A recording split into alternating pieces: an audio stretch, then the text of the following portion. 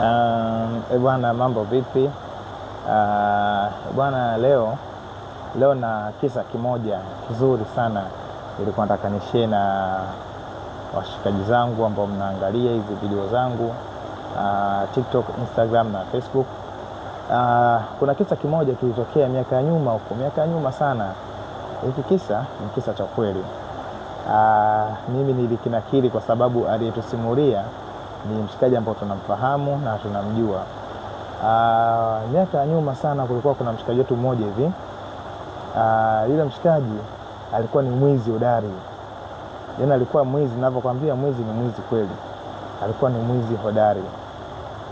Sasa yule mwizi kwa bahati mbaya, yani alikuwa ashafahamika na polisi.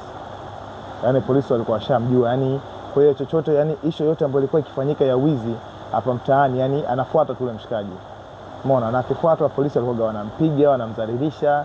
Sasa yani walikuwa hawataki kujua kahiba au hajaiba, kwa sababu ni mwizi ambaye alikuwa yani ninapokuambia ni mwizi, alikuwa ni mwizi maarufu. Kwa hiyo polisi walikuwa wakimfuata, wanampiga, wanamfanyia vitu kibao tu. Umeona, wanamdhalilisha hivi na hivi. Sasa siku nyingine anakuwa kweli kaiba, siku nyingine anakuwa hajaiba.